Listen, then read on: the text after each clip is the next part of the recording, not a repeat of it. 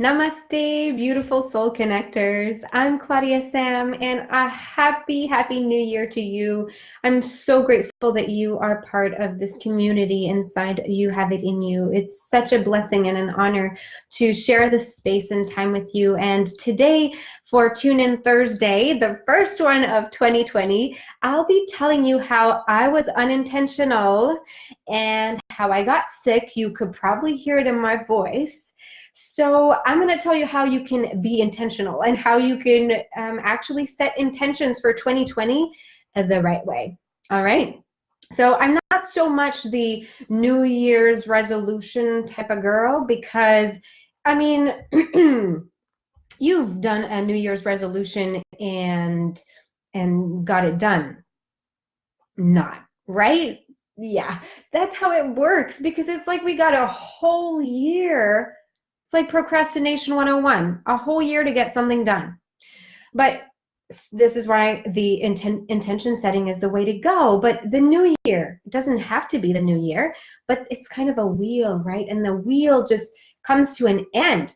So it's a great time to reflect back and then to project forward, right? But it could also be at an equinox or at a solstice. It could be at your birthday too. It could be at every full moon and new moon. You decide what your wheel is, and I'm using the new year as an opportunity to dive deeper into what intention setting is, why is it so important, and why you need to do it in 2020.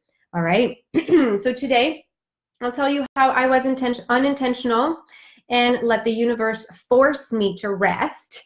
I'll tell you where intentions come from, why they're so important, and I'll tell you how you can learn to make intentions work for yourself with my new free online intention setting for a fulfilling 2020. It's free, it's online, and I'll tell you more about it at the end. Whether you're watching live or the replay, just post. Tell me where you are. Tell me you're here. Tell me if you've already registered or not. And here goes. I was unintentional during the holidays. Most of you know I'm a coach. I'm working online, and I love my work. I also love to-do lists.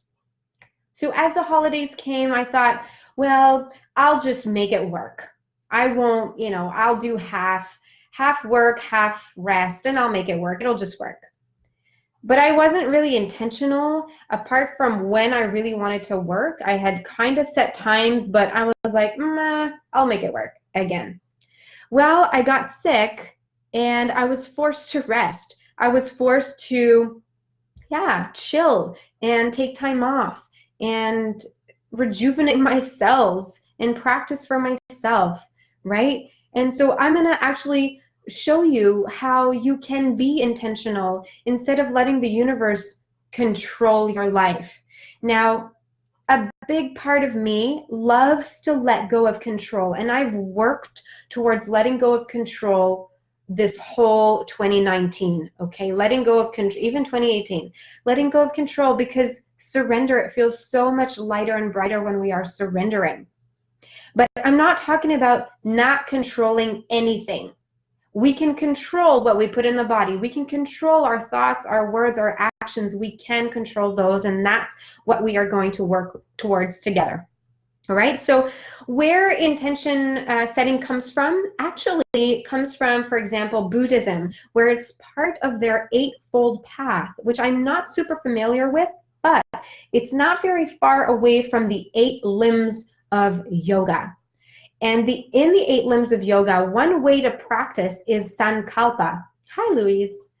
Sankalpa is a Sanskrit word for intention, for goal, for desires, for creating those desires between the heart and the mind, okay? And there comes intention setting as a daily practice. Okay, one really cool thing I want to mention today is that there is science behind intention setting. I couldn't believe it, but there is science. So what happens, because intention setting works with the psychology of the brain, okay? So intention setting creates a happy and healthy neuroplasticity of the brain. Now, what is that, Claudia-Sam? You can actually build and develop the neural pathways in your brain by anything that helps you learn, whether you're learning a new instrument or you're reading a book or you're going to school, whether it is intention setting because you are creating a purpose. Gayleen, hi Gayleen. And so just wanted to keep on track here. Sleeping also kind of resets the neural pathways. It allows you to rest. So this is what we want to do with intention setting. We want to create a purpose towards what you are doing. And we want that healthy brain function to have better memory, for example, right? So intention setting actually participates in that healthy brain function. So we will do it together. I was so excited to read that. And actually, I read that research from a professor in psychology at the University of Wisconsin. His name is Richard Davidson, and he's the founder of a center called the Center for Healthy Minds, right? So we're gonna listen to him. He says that we can shape our brains when we create healthy habits for the mind. Can you believe that? I'm sorry, I feel like my computer is moving every time I'm touching my desk. Sorry about that. And I want to tell you how I love intention setting because it helps us concentrate the energy, okay? So it allows the energy of the universe and our energy to kind of be besties, yeah? And it helps us bring our routine to be sexy, eventful, and successful. Do you want that? I do, yeah? So, instead of doing this once a year, like I said, you can use intention at any time of your life, but we're going to use this time, this powerful time together at the beginning of the year because we are primed and because we are an amazing group of soul connector women who want the same thing right now. So we're going to work on creating those neural pathways in the direction of our goals as a daily practice. Sounds good? So, oh, dog came to visit. Now, this just means aligning our thoughts, our words, our actions towards what we want to accomplish. Like I said, we don't want to necessarily let go of control. We want to control those. And I'll tell you how you can do this easily, okay, inside the online free workshop that will happen January 13 to 17.